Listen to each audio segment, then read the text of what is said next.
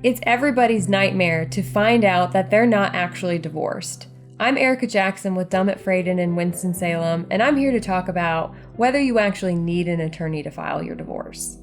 The simple answer to can you is yes, but should you? No. If you do need to file on your own, there are countless resources online. You can go down to the clerk's office in Forsyth County and get the documents. However, the clerks cannot give you legal advice and they can't help you. To get a divorce judgment in Winston-Salem, there are certain procedural issues that you have to follow.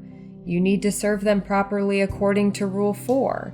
You need to allege the correct elements in your complaint.